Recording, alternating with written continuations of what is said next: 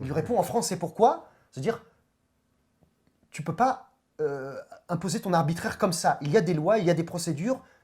Tu es certes un despote, mais un despote éclairé. Tu ne peux pas comme ça agir comme bon te semble. Enfin, il lui dit pas tu, il lui dit vous. Mais jusqu'à maintenant, c'est un proverbe berlinois, bon, qui est un peu tombé en désuétude. C'est un proverbe allemand que les Allemands disent, mais surtout dans la région de Berlin. Lorsqu'on dit que quelqu'un se croit tout permis, je sais pas, veut racheter tout un quartier ou quoi, on répond oui, mais heureusement qu'il y a des juges à Berlin. C'est-à-dire les Allemands le disent en français jusqu'à maintenant. C'est pour montrer à quel point l'influence française est forte, était forte sous Frédéric II. Mais bon, la Prusse, avec son armée, va garder cette... on connaît la phrase de Mirabeau, Mirabeau, donc, qui était un homme de la Révolution française, qui disait « La Prusse n'est pas un État qui possède une armée, mais c'est une armée qui a conquis une nation. » Ça, c'est la phrase de Mirabeau. Ce qui est en partie vrai, puisque vraiment l'armée prussienne va être très forte. Et va arriver ensuite la guerre de 7 ans, donc de 1756 à 1763. Et il y a ce qu'on appelle le renversement des alliances, où là, la France rompt avec sa politique qu'elle avait depuis plus de 2 siècles, puisque là, elle se rapproche des Habsbourg. La France s'allie aux Habsbourg contre les Anglais qui, eux, s'allient aux Prussiens. Donc la France s'allie aux Habsbourg et aux Russes contre les Anglo-Prussiens. Donc on se bat en Inde, on se bat en Angleterre et on se bat en Europe centrale. Donc en Angleterre, en Amérique et aux Indes, la France perd toutes ses colonies. Balayé, hein. On est viré des Indes, viré d'Amérique, viré de partout, on se fait complètement balayer. Quelques temps en 1768, lorsque les Français vont prendre la Corse, puisque la République de Gênes avait du mal à contrôler ce territoire, elle avait dit aux Français, aidez-nous à maintenir l'ordre là-bas, et en gros, puis vous pourrez le garder après si on n'arrive pas à payer l'expédition. Et à l'époque, Voltaire a eu ce mot incroyable, il disait, oui, en gros, oui, la Corse c'est plus intéressant que les harpans de glace au Canada, quoi. Il se disait, il n'imaginait pas ce que se disait. D'ailleurs, Jules Michelet, l'historien Jules Michelet, si je ne me trompe pas, à propos de la guerre de 7 ans, avait dit qu'a perdu la France? Rien, si ce n'est le monde. Pour dire par là que si la France avait gagné, encore une fois, on ne refait pas l'histoire, mais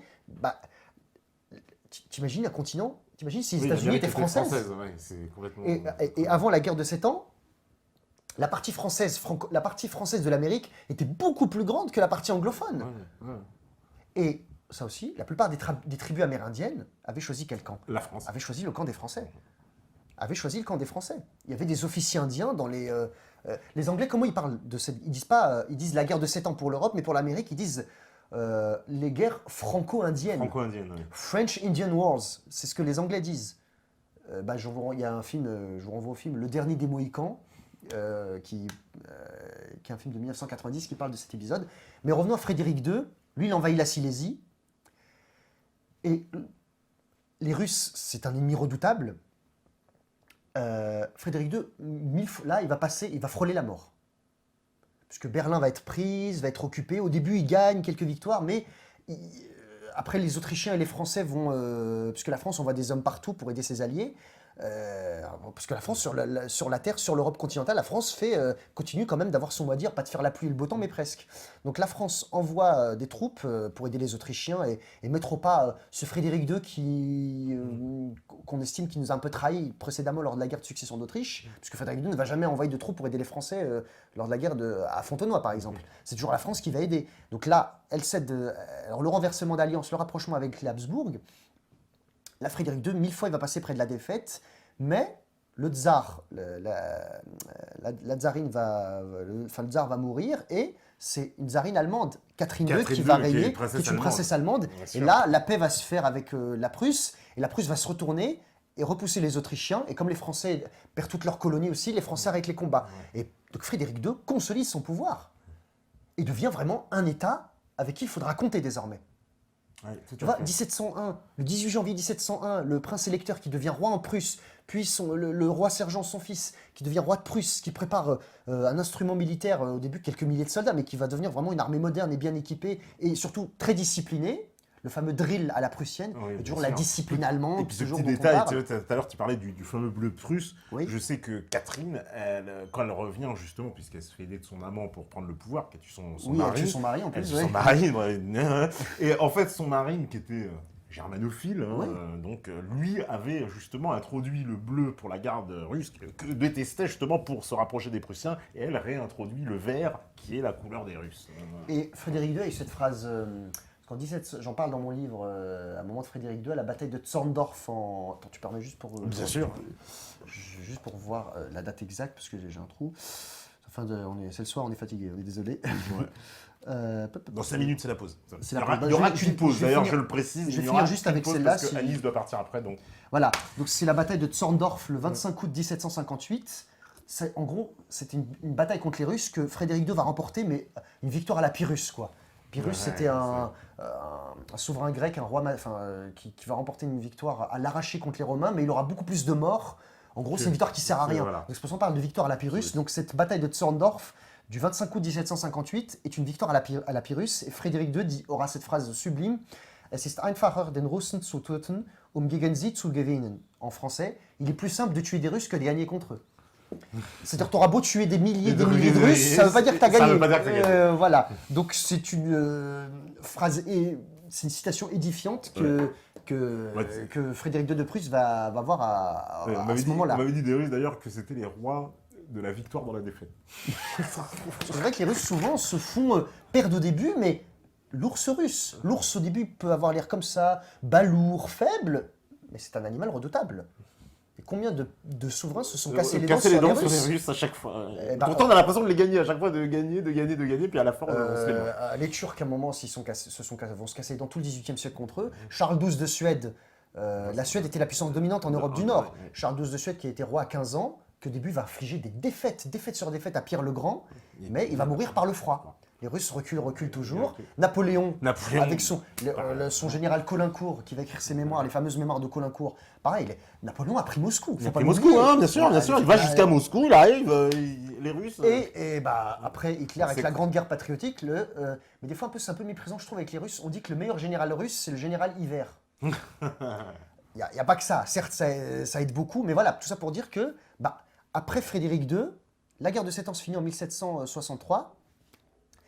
À partir de là, le leitmotiv, vraiment le fil conducteur de la politique, de l'Ostpolitik à l'Est pour les Allemands, pour le roi de Prusse, c'est éviter au maximum une guerre avec les Russes. Ça ne veut pas dire qu'il faut être carpêtre ou être à genoux devant les Russes, mais on veut pas des si on peut éviter, être ferme face à eux sur le plan diplomatique, politique, mais si on peut éviter une guerre avec les Russes, c'est pas plus mal. Et donc Frédéric II meurt en 1786, et à ce moment-là, la Prusse est une puissance incontournable. Donc de ce petit état du Brandenbourg, maintenant on arrive quasiment 100 ans après, en 1786, donc avec la mort de Frédéric II de Prusse, un roi qui aura accompli et poursuivi les œuvres de son grand-père et de son père, et on a là un Frédéric II de Prusse qui vraiment accomplit une œuvre politique et militaire, et culturelle aussi, vraiment une œuvre exceptionnelle.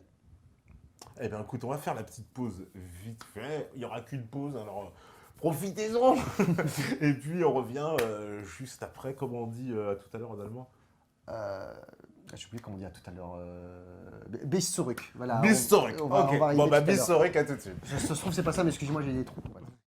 Voilà, donc de retour sur la libre antenne. Alors, c'était une petite rectification. Oui, à bientôt, c'est bis bald. Bis bald. Je dis bis zurück, n'importe quoi. Voilà, donc bis bald, on s'excuse pour tous nos amis germanophones. De toute façon, il n'y en a pas beaucoup. Il n'y en a pas beaucoup, c'est clair. Comment il est reçu? Oui. Quelle est la première langue parlée en Europe, la langue la plus parlée? En Europe. En Europe, alors on va partir du principe l'anglais. C'est l'allemand. C'est l'allemand parce qu'ils sont plus... L'Allemagne, l'Autriche, la Suisse. Ah oui, c'est vrai. Et aussi en Europe centrale, parce que les Allemands appellent la Mitteleuropa, en Pologne, en Tchéquie, très vite, bon, ils parlent anglais aussi beaucoup maintenant aujourd'hui, mais beaucoup parlent allemand aussi en deuxième langue, parce que pour le voisinage, la proximité immédiate avec... proximité avec l'Allemagne, oui, tout à fait. Oui, donc oui, voilà, donc on est revenu. Tu voulais prendre une question peut-être écoute, non, on lisait un peu les questions, on nous disait, tiens, quel est le rôle du Luxembourg, par exemple, quel est... voilà, on nous demandait aussi... C'est un duché, c'est un petit duché que la France a souvent a rêvé d'annexer à plusieurs reprises, notamment sous Napoléon III, mais on en reparlera tout à l'heure après. Voilà, on me demande si tu vas pas faire chialer les sionistes à réhabiliter l'Allemagne. Alors, un petit bémol, faut pas oublier que sous le Troisième Reich, en 1933, a été signé ce qu'on appelle l'accord de transfert entre l'agence Avara, qui était une agence sioniste qui facilitait l'immigration juive en Palestine, et le Troisième Reich. Ouais, ils ont même scellé ça par une médaille qu'avait amené ici Pierre Hénard, une médaille originale. Donc faut arrêter de croire. La swastika et l'étoile de David. Parce que souvent on a en mémoire le moufti de Jérusalem qui rend visite, tout ça, c'est après, c'est en 41 ça. Mais en 1933, il y a le livre Edwin Black, qui avait écrit un livre qui s'appelait, un Américain, The Transfer Agreement, les accords de transfert. En gros, les Juifs allemands pouvaient partir, quitter librement, à condition d'apporter des biens d'équipement allemands. Donc d'une façon indirecte, détournée, le Troisième Reich a participé en petite partie. C'est pas comme l'Angleterre. C'est pas comme l'Angleterre. C'est pas comme la déclaration Balfour. Ouais. C'est pas comme les Français aussi sous la 4ème République, la collaboration très étroite entre la France de la 4ème République et Israël. Je savais pas qu'ils étaient en guerre contre l'Égypte de Nasser, mais bon, voilà. Mais oui, non, quand je dis j'habite l'Allemagne, ça veut pas dire que je nie, que je passe sous silence non, mais c'est un peu troll. L'effroyable, je sais bien. La seconde, faut pas oublier, la Seconde Guerre mondiale, c'est effroyable. Hein. Mais bon, voilà. Dieu, de grâce, l'histoire allemande, c'est pas que ça quand même. Bon, voilà. Donc. Alors on en revient donc Frédéric II, la fin du règne, on est à la fin du XVIIIe siècle. J'oublie aussi, sous Catherine II de Russie, donc, qui est une princesse allemande, elle fait appeler en masse des colons allemands pour peupler vers la Volga et le sud aux abords de la Crimée. Oui, parce qu'elle a repris, Catherine, il faut savoir qu'elle a poussé vers le sud, elle a viré les Ottomans. En gros, l'Empire ottoman, surtout au XIXe siècle, il devient l'homme malade de l'Europe. Voilà, donc, il est en train de décliner. Après la chute du deuxième siège de Vienne, parce qu'il y a un premier siège de Vienne sous Soliman le Magnifique, puis en 1683, avec les vizirs, la famille des Koprulu, c'est une famille de vizirs ottomans. Donc en septembre 1683, c'est ce qui va donner le croissant, les viennoiseries. J'avais parlé de ça dans notre précédente émission. Et donc du coup, après, à partir de là, l'Empire ottoman décline. Au début du XVIIIe siècle, il résiste encore, il sait se maintenir, mais il n'a plus vraiment l'offensive. Et puis il perd des territoires, il perd un petit peu, mais c'est des territoires aux abords. Et c'est des territoires où c'est pas majoritairement musulman. Petite anecdote, c'est le Parthénon à Athènes. À un moment, lors d'une guerre avec les Autrichiens, les Turcs, parce que les Autrichiens avaient vraiment poussé vers le bas, au sud, et puis après les Ottomans les ont repoussés, mais à un moment, ils menaçaient Athènes, hein, les Autrichiens. Il y avait de la poudre dans... Les Turcs avaient stocké de la poudre de canon à Athènes. Lorsqu'un boulet est tombé dessus, ça a incendié et fait exploser le Parthénon à Athènes. C'est pour cette raison-là, en fait. Hein. Donc oui, revenons donc aux Turcs. Et sous Catherine II, lors de la guerre de 1768-1774, là, ça va être une défaite terrible pour les Turcs. Les Russes même, parce que l'obsession des Russes, c'est toujours d'accéder aux mers chaudes. Exactement, pour les mers du Sud. Ils vont faire partir une flotte de la mer du Nord qui va contourner toute l'Europe, qui va aller jusqu'en Méditerranée et qui menaçait directement, à la bataille de Tsechtmé en 1770, ils vont infliger une défaite aux Ottomans. Et ils vont limite menacer Constantinople. Et là, les Français ont été obligés d'aller envoyer une aide, une assistance aux Français, aux Turcs, pour moderniser leur armée et leur marine aussi. Mais en 1774, au traité de Küçük-Kaynarca, c'est pas un nom très joli, je sais. Là, au début, la mer Noire était un lac turc. Là, tout le nord de la mer Noire, avec la ville, le port d'Azov, la Crimée qui connaît des soubresauts jusqu'à aujourd'hui. Donc, pour peupler un peu le nord, pas la Crimée même, hein, mais la Volga est un peu dans cette région-là, Catherine II fait appeler des colons allemands pour repeupler cette région-là. Colons allemands dans cette région, Staline les fera déporter au Kazakhstan. C'est pour ça que vous avez des Allemands au Kazakhstan aujourd'hui. Je ne peux pas évoquer le XVIIIe siècle sans évoquer la grande musique allemande. À partir de la fin du XVIIe siècle, j'espère que vous les connaissez. Vous avez Jean-Sébastien Bach, en allemand, Johann Sebastian Bach.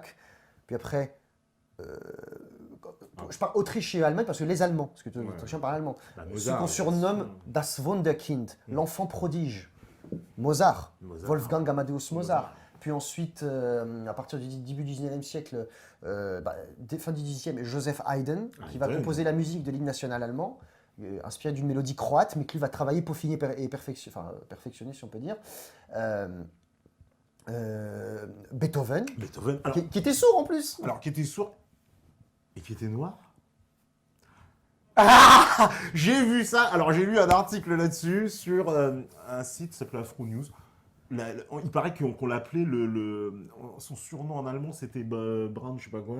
Brown, c'est brun. Ouais, oui. Mais brun, ça veut pas dire noir. Ouais, il paraît-il qu'il était noir. Alors, je sais pas, à vérifier. Non, Beethoven noir, je fais mon révisionnisme. Révisionnisme, c'est pas un gros mot. Non. Faut pas, parce que les gens confondent dans les médias, qu'on dit révisionniste, tout de suite après, on fait lien avec négationniste. C'est pas pareil. Réviser l'histoire, les historiens passent leur vie à réviser l'histoire, quel que soit l'événement. Mais bon, pour réviser, il faut avoir des éléments solides derrière quand même. Donc, si tu me permets, Patrick, Beethoven était allemand. Voilà. Il était allemand. À vérifier s'il était noir. Enfin bref, bon. Un noir allemand, c'est aussi. Il y en a maintenant. Bien sûr. Ah, bah, L'équipe toi, il y en a. de foot allemande est multiculturelle. Ah, bah Petit oui. passage, hein, petite digression. Moi, je me rappelais, je dis ça parce que j'ai des amis qui regardent l'émission ce soir et des amis d'enfance notamment. Lors de la Coupe du Monde 94, moi, j'étais tout seul dans mon école à soutenir l'Allemagne au foot. Hein. Ah bah. Quand Parce tu que j'ai suis de à la famille l'Allemagne, là-bas. t'es limite un collabo, on te traite Maintenant, de traite. maintenant, l'équipe allemande est très populaire, on aime beaucoup son jeu. On se souvient en 2014 à la Coupe du Monde, pour ceux qui ont suivi, la raclée qu'elle a foutue au Brésil, 7-1. Le Brésil qui est battu chez lui 7-1, 7 buts à 1. Puis l'Allemagne maintenant est devenue un pays multiculturel, puisque le droit du sol, parce que les Allemands surtout c'était le droit du sang. Ça aura du sens. Et le droit du sol est arrivé. Bon, c'est moins facile d'avoir une nationalité française malgré le droit du sol en Allemagne. Pardon, c'est moins facile d'avoir une nationalité allemande malgré le droit du sol nouveau sous Gerhard Schröder qu'en France. C'est vrai que la conception française de nationalité est très généreuse. Hein. En plus, ça date de faut le France reconnaître. Premier, hein. Ça, faut le reconnaître, ouais. Mm. Et ça vient de très loin. Ouais. Mais donc voilà, tout ça pour dire pour l'Allemagne. Hein, moi, je me rappelais quand. Donc la Coupe du Monde 94, j'avais l'instit et tout en classe, et nous parlait des Jeux Olympiques et de la Coupe du Monde, comme quoi c'était tous les 4 ans. Et genre là, le premier match, c'est Allemagne-Bolivie. Et là, l'instit dit oui, qui est pour l'Allemagne? Moi, je lève la main, et toute ma classe était... J'étais pas une victime, hein, c'est pas ça, mais pour ce moment-là, une nuée de sauterelles m'était sautée dessus. Ah, l'Allemagne! Ah, caca, papou, poids et tout. Ouais. Moi, j'étais là, j'ai dit, mais je vous C'était arrive, la ça va? réincarnation Non, mais j'ai dit, mais, parce que moi, j'étais déjà allé à plusieurs reprises en Allemagne déjà. Pour moi, l'Allemagne, c'est un beau pays, j'ai de la famille là-bas. Je dis, mais qu'est-ce qu'ils ont? Et quand, après l'instit, la maîtresse donc, avait demandé, oui, qui soutient la Bolivie? Toute la classe, quasiment. Alors que c'est là où, je veux dire, un peu des fois, l'hostilité française, même dans le sport, envers l'Allemagne. Quand tu regardes un tennisman, quand il y avait les joueurs comme Boris Becker ou Thomas Muster, c'est des joueurs physiques forts. Par exemple, Nadal, Rafael Nadal au tennis, quand il sert fort, il sert fort, c'est un bon joueur. Par contre, quand un Allemand a un service puissant en tennis, c'est un service de SS. Quoi. C'est une brute. Voilà, le tennis, c'est le tennis. Le but du jeu, c'est de servir le plus vite possible pour gagner. Ouais. Par exemple, si l'Allemagne, je sais pas, joue contre quel pays je pourrais trouver un peu éloigné? Je sais pas, on va dire l'Allemagne joue contre la Birmanie au foot. Non, je prends, pardon. Si la France joue contre la Thaïlande, malgré les aléas de l'histoire, ça j'en parle dans mon livre, les Allemands, ils vont soutenir la France. Ça ne veut pas dire qu'ils méprisent les Thaïlandais, parce que moi j'ai déjà regardé des matchs de foot en allemand, les commentaires sont plutôt neutres, mais quand même, malgré tout, comme il y a une plus proximité avec la France, même s'il y a eu des guerres, les Allemands sont quand même plus proches des Français que des Thaïlandais. Par contre, si l'Allemagne joue contre la Birmanie, tu vas voir les commentaires français, limite, ils vont soutenir la Birmanie. Ah bah, on a toujours été birman. Ouais, non, mais je suis birman, je suis Charlie, je suis Charlie birman. Non, je plaisante. Mais voilà, je veux dire. Après, si quelqu'un veut soutenir un autre pays, c'est pas ça. Mais je veux dire, c'est si un joueur allemand, il a une action, il est un peu rude dans son jeu. Il y a des joueurs qui sont rudes. Hein, le foot, de toute façon, il y a des fautes tout le temps. Voilà, c'est une brute, c'est un SS. On se souvient du France-Allemagne de 1982. Bon, on se souvient de l'action de... Là, je suis désolé, je parle du foot. Pourquoi? Parce que, mine de rien, c'est révélateur parfois. Où le gardien de foot, Harald Schumacher, c'est vrai, avait défoncé Patrick Baptiste. Mais il avait défoncé, franchement, ça c'est vrai. Et il est hors de sa zone. Mais la presse, c'est un nazi, nanani... C'était déchaîné contre l'Allemagne. On leur pardonne pas jusqu'à Non aujourd'hui. mais faut vous calmer. Même Zemmour, dans son dernier livre, il parle de... Faut vous calmer, Eric. Ah bah, on leur en a pas pardonné, ça. On leur Et après, pardonnera ce que jamais. j'aime bien, ils ont fait une conférence de presse après la Coupe du Monde, commune, à Metz, je crois, où Battiston et Harald Schumacher ont fait une conférence commune, et Battiston dit, écoutez, ça va, c'est du foot quand même, hein. C'est terrible, j'ai été dans le coma, j'ai eu mal. Schumacher l'a fait sciemment, je pense, oui, ça, il n'y a aucun problème. Mais après, il s'est excusé, bon, il a fait son canossa, voilà. Et puis, ils sont devenus amis après. Il est même j'ai vu même Arte a fait des reportages là-dessus, tu vois, c'est pour te dire à quel point ça a marqué. Donc oui, même Battiston, il a même invité Schumacher à son mariage. Je veux dire, voilà, ils sont passés à autre chose, quoi. Alors parce que dans le foot, Les Français n'ont Battiston, pas pardonné. dites Battiston, c'est une brute, tout ce que vous, que Harald Schumacher est une brute, d'accord. Mais t'as l'impression c'est le Einsatzkommando Harald Schumacher qui a raflé Battiston sur le terrain, quoi, tu vois. Donc Nous, on est des chauvins. C'est comme quand Zidane Non, fout un c'est coup de tête à Materazzi, on en veut à tous les Italiens. Non, mais le foot, c'est devenu très malheureusement. J'aime de moins en moins le foot malheureusement, mais bon, mais voilà, tout ça pour dire que dans le sport, l'Allemagne, on veut pas des nazis, même si là maintenant l'équipe allemande est plus populaire qu'avant. Donc on arrive après les Lumières qui sont nées. Les pays des Lumières, c'est quoi? La France, l'Angleterre, l'Allemagne. La France, les Lumières. En Angleterre, on dit the Enlightenment et en allemand, on dit die Aufklärung. Et puis très vite, à partir de la fin du 18e, il y a un mouvement qui va naître un peu en réaction aux Lumières, le romantisme. le pays par essence même du romantisme. Bon, la France, l'Angleterre aussi. En Angleterre, il y a Lord Byron. En France, on a Rousseau, on a Chateaubriand, on a Victor Hugo. Un écrivain français, un des plus grands écrivains de notre littérature, qui a un surnom allemand. Si je vous dis Henri Beyle, c'est son vrai nom, ça vous dit rien. Par contre, si je vous dis Stendhal, ça vous dit quelque chose. Stendhal, c'est une ville allemande. C'est pour rendre hommage à une ville, à cette ville-là où il était de passage un moment, que Henri Beyle a décidé de prendre le pseudonyme de Stendhal. Stendhal, auteur de Le Rouge et le Noir, de La Chartreuse de Parme. Donc voilà, il s'appelle Stendhal. Qui sait ça? Qui sait que Stendhal, c'est une référence à une ville allemande? Qui le sait ça? On n'en parle jamais. Non. Très peu. Moi, c'était ma prof d'allemand qui nous avait au collège dit ça et on était et tout. Voilà, l'Allemagne, c'est ça aussi. Donc le romantisme allemand, l'Allemagne aussi est un pays du romantisme, est un des berceaux du romantisme avec l'Allemagne, l'Angleterre, avec la France et l'Angleterre. Donc on arrive à la Révolution là aussi. Au début, les Allemands voient, enfin la Prusse et d'autres voient avec plutôt d'un œil bienveillant, parce que lui se dit ah tiens, la monarchie dite absolue française s'écroule. Est-ce qu'il y aura une monarchie, un despote écléré en France aussi? Puis très vite, il y a la guerre avec toute l'Europe. Dès 1792, la guerre avec l'Autriche-Hongrie et la Prusse, parce que les révolutionnaires se disent on va exporter la révolution. Et Robespierre a cette phrase sublime, personne n'aime les missionnaires armés.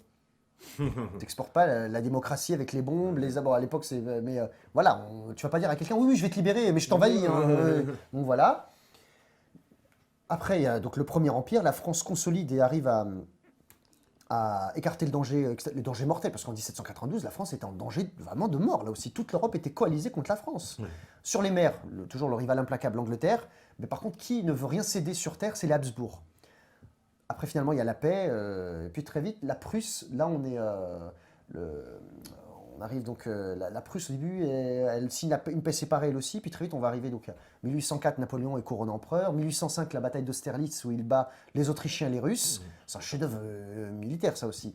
Et on arrive en 1806, où la France va infliger une défaite écrasante aux Prussiens, à la bataille d'Iéna et d'Auerstadt.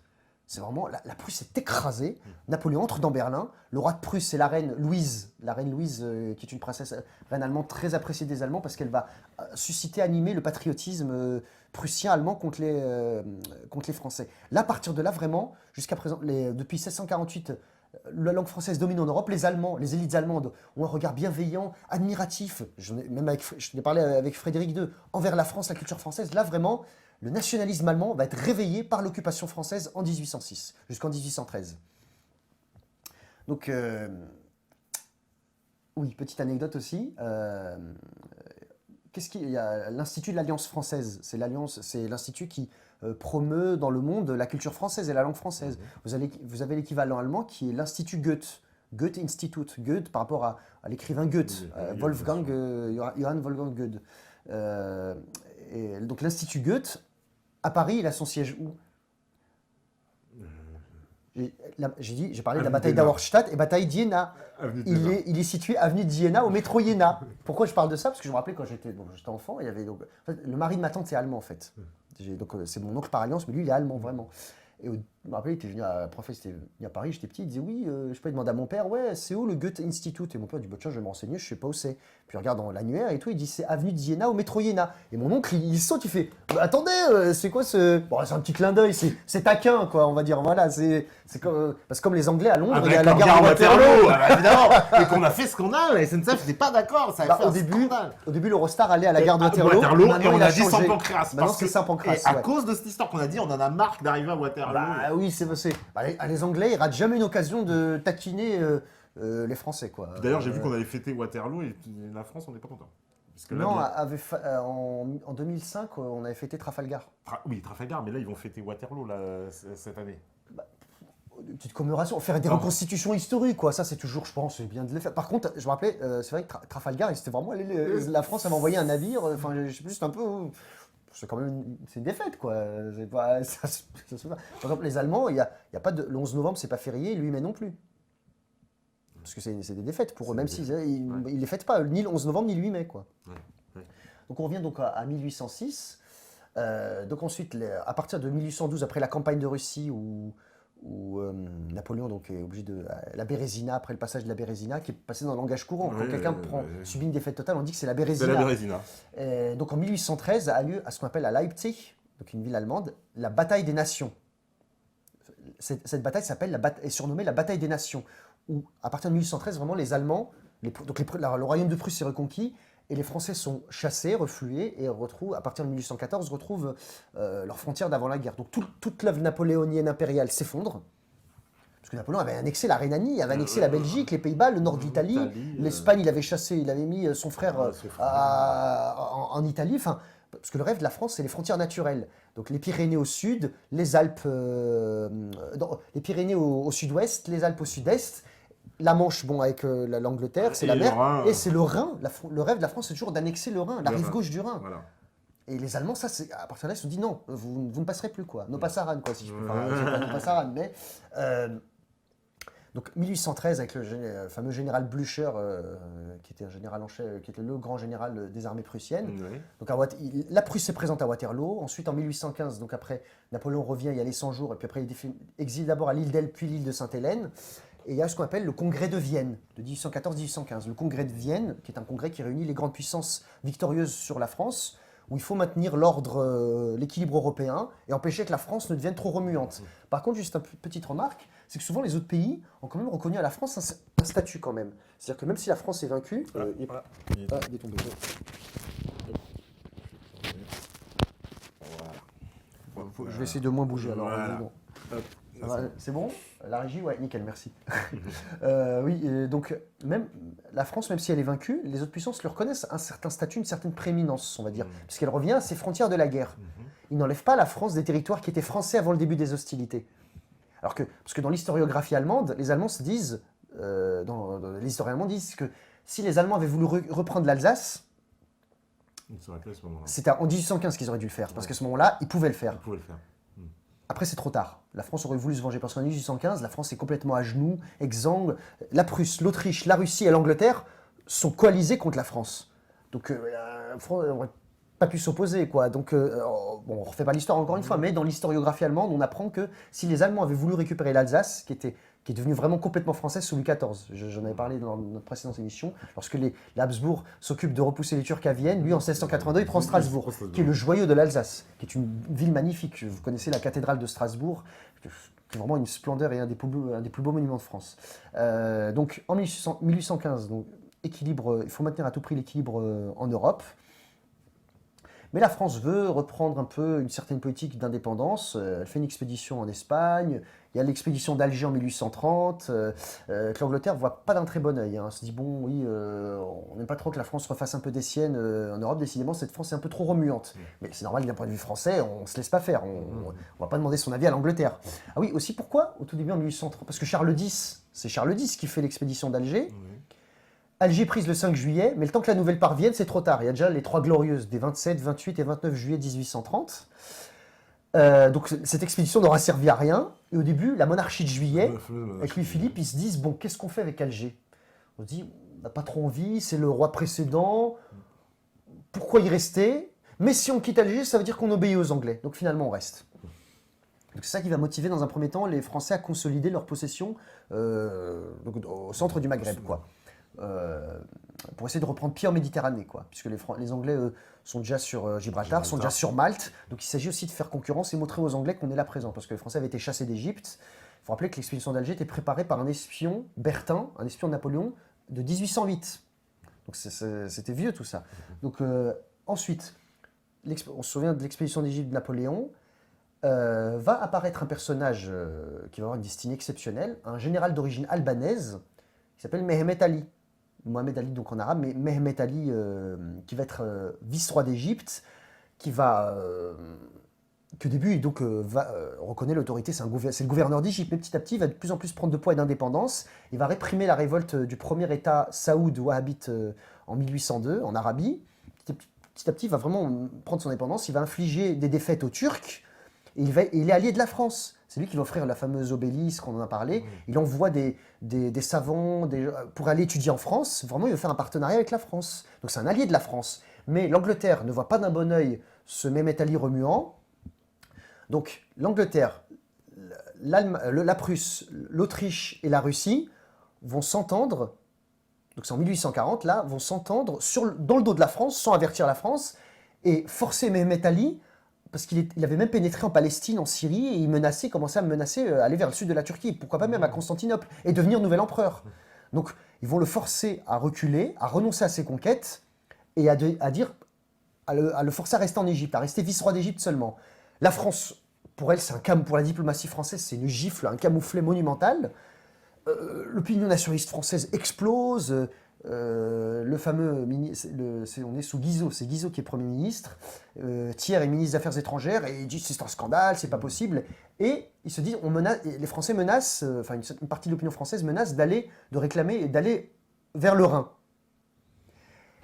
La fièvre nationaliste allemande, qui de son côté, elle, en 1806-1813, bon, la Prusse était libérée, là, il n'en fallait pas plus pour qu'elle soit allumée, elle, de nouveau, en 1840. Et il y a la fameuse chanson où il y avait un auteur allemand qui disait « Vous n'aurez pas le Rhin allemand », et Musset lui a répondu, Alfred de Musset, « Mais nous baignons déjà dans le Rhin allemand ». Enfin voilà, il y avait c'était des battles qui se faisaient, des joutes verbales, quoi, on va dire, voilà. On arrive donc en 1840, et l'hymne allemand est écrit dans ce contexte par August Heinrich Hoffmann. Hoffmann, c'est un nom allemand très répandu, c'est l'équivalent de Dupont ou Dupuis, donc il a ajouté von Fallersleben. Et il a écrit le fameux Das Lied der Deutschen, que vous connaissez plus par le premier mot, Deutschland über alles. Petite précision sur cet hymne, Deutschland über alles, après le Troisième Reich, le Troisième Reich va le déformer, en fait ça veut dire l'Allemagne par-dessus tout. L'Allemagne par-dessus tout. Mais ça ne veut pas dire l'Allemagne est supérieure aux autres peuples. Ce qu'il voulait dire par là, c'est que on doit mettre de côté nos particularismes régionaux et Allemagne par-dessus tout, par-dessus la Bavière, par-dessus la Saxe, par-dessus la Rhénanie, voilà, par-dessus le Mecklembourg, par-dessus le Schleswig-Holstein, par-dessus la Westphalie. C'est-à-dire, on est allemand d'abord. Il faut mettre de côté nos divisions internes qui nous ont fait tant de mal, et on est allemand d'abord. Mais ça, après la guerre, les 2 premières strophes allemandes de l'hymne allemand sont censurées. Si vous chantez les 2 premières strophes allemandes, c'est très mal vu, hein, c'est vu que c'est d'extrême droite. L'hymne allemand que vous voyez dans les matchs de foot ou dans les compétitions sportives ou dans les cérémonies d'accueil, bon, la mélodie est toujours la même, mais c'est que la 3e strophe qui est chantée, parce qu'elle est plus pacifique. Vous voyez, l'Allemagne, c'est le seul pays au monde qui doit censurer son hymne. Hein. Bon, parce que bon, vu le passé, bon, ça se comprend, et puis c'est encore trop à vif, même les Allemands en général. Bon, c'est peut-être un exemple, mais tu sais, le chanteur anglais de rock pop, Pete Doherty, oui, qui était copain de Kate Middleton, oui, une fois il était en concert en Allemagne, lui pour rigoler, il pensait bien faire. Il se mettait à chanter Deutschland über alles, la première strophe, les Allemands l'ont hué, sifflé, ont commencé à lui jeter des trucs. Il dit mais moi je vous aime bien et tout. Il dit, non, je chante pas ça, t'es fou. Donc c'est pour montrer à quel point le nationalisme allemand, c'est... Les particuliers, on essaie de plus trop être. Ouais. Ça ne veut pas dire que l'Allemagne ne continue pas avec l'Union européenne d'être hégémonique, de défendre ses intérêts en Europe, mais pas trop expansif non plus, quoi. Parce qu'en fait, dans la première strophe de l'hymne allemand, il y a ces paroles qui disent « Von der Maas bis an die Memel, von der Etsch bis an den Belt ». Von der Maas, de la Meuse c'est en France, hein, an die Memel, jusqu'au Memel, c'est-à-dire le territoire de Memel jusqu'à la Lituanie. Von der Etsch, de l'Adige, c'est un fleuve du nord de l'Italie, jusqu'à den Belt, c'est-à-dire sa mort sur le Danemark. En fait, ce qui veut dire, parce que l'auteur dans cette hymne qui vous le montrer, c'est les limites, c'est que des fleuves tout ça. C'est les limites de la civilisation germanique. Ça ne veut pas dire nécessairement que c'est les limites politiques de l'Allemagne, d'une Allemagne à venir. Mais ce qu'il veut dire par là, c'est notre Allemagne charnelle s'étend entre ces fleuves-là. Mais, parce que, après les Allemands, après le Troisième Reich qui est passé par là, donc ça peut se comprendre. Mais ce que je veux dire par là, voilà, c'est très mal vu de chanter ça. Les Allemands, quand tu chantes ça, ils te regardent de travers. Ils disent non, mais ça va pas. Non, c'est pour ça, c'est que la 3e strophe allemande qui est chantée. Et c'est la devise de l'Allemagne. La 3e strophe commence par Einigkeit und Recht und Freiheit. C'est-à-dire unité, justice et liberté. C'est la devise de l'Allemagne, ça. C'est l'équivalent de liberté, égalité, fraternité pour les Français. Donc, 1840 arrive. Guillaume Ier est roi de Prusse, et va arriver un personnage, l'équivalent de Richelieu pour les Français, Otto von Bismarck, comte Bismarck. Richelieu est aux Français, Bismarck est aux Allemands, ce que Richelieu est aux Français. Et il y a des similitudes entre le couple Louis XIII Richelieu et Guillaume Ier Bismarck, puisque c'est le roi qui règne, mais c'est quand même le Premier ministre, le chancelier, qui va mener de main de maître une politique. Et Bismarck disait, parce qu'il y a eu en 1848 ce qu'on appelait le printemps des peuples, Donc la monarchie du s'effondre en France. Dans toute l'Europe, il y a une contagion révolutionnaire. On veut mettre à bas l'ordre né du Congrès de Vienne de 1815. La Diète allemande, c'est le Parlement allemand qui existe depuis le Saint-Empire. Parce qu'en 1806, j'ai oublié de le dire, pardon, avec la défaite d'Iéna, le Saint-Empire romain germanique est détruit. Donc c'est un traumatisme fort pour les Allemands. Donc le Parlement allemand se réunit à Francfort et on voulait déjà l'union de toutes les Allemagnes. Et c'est là qu'apparaît le drapeau allemand noir, rouge et jaune. C'est là qu'il apparaît. Donc finalement, ça ne se fait pas. L'unité allemande ne se fait pas à ce moment-là, mais c'est que partie remise. Et Bismarck, ce sont ses mots, il veut réaliser par le fer et par le sang l'unité allemande. Par le fer et par le sang, ça veut dire ce que ça veut dire. C'est pas avec des câlins et juste de la diplomatie. Il n'y aura pas que des paroles. Non, il y a des diplomaties, mais surtout par le fer et par le sang. Parfaitement francophone, il a été ambassadeur à Paris et devient chancelier à partir de 1862. 3 guerres vont marquer le gouvernement, la politique de Bismarck. La première guerre, c'est en 1863 ou 64, je ne sais plus, j'ai un doute, 1863-64, ce qu'on appelle la guerre des duchés contre le Danemark. En gros, il consolide, il étend au nord la frontière allemande du Schleswig-Holstein. Avant, pour faciliter les échanges entre Allemands, a été créé le Zollverein de 1834. C'était une union douanière entre les États allemands. Mais très vite, encore une fois, toujours rivalité Prusse-Autriche. En gros, Bismarck, il veut forcer les Autrichiens à aller s'occuper toujours des Slaves. En gros, il leur dit, votre avenir, c'est dans les Balkans, vous. Il veut que ce soit la Prusse qui unifie les Allemands. Parce que les Habsbourg avaient quand même un prestige et un passé plus ancien que la famille des Hohenzollern. Mais Bismarck va à tout prix écarter l'Autriche des affaires allemandes. Éclate ensuite une guerre avec l'Autriche, la fameuse bataille de Sadowa en 1866, où la Prusse remporte une victoire éclatante contre les Autrichiens. Et là, tac, la France commence à se méfier un petit peu, se dit tiens, l'équilibre qu'on avait mis depuis 1648, traité de Westphalie, là commence à être vraiment modifié. Et avant cette guerre, Napoléon avait fait un entretien à Biarritz avec Bismarck, où en gros, Napoléon voulait des compensations. Il dit d'accord, vous faites vos guerres et tout. Napoléon avait aidé les Italiens aussi dans leur unité contre les Autrichiens. 1859, la bataille de Solferino, de Magenta. C'est grâce aussi aux Français que l'unité italienne a pu être faite. Mais pendant ce temps aussi, Bismarck préparait ses plans. Donc Napoléon III voulait soit annexer le Luxembourg, soit mettre un pied en Rhénanie. Et Bismarck n'avait pas dit non, mais pas dit oui. En gros, ils s'entendent, on verra. Et lorsque, après la victoire prussienne de 1866 à Sadowa, Napoléon, la diplomatie française commençait à réclamer de façon un peu plus insistante à la Prusse ces territoires-là. Et puis Bismarck avait répondu avec mépris, il dit oui, ce que vous me présentez là, c'est une note d'aubergiste. Donc c'était vraiment méprisant.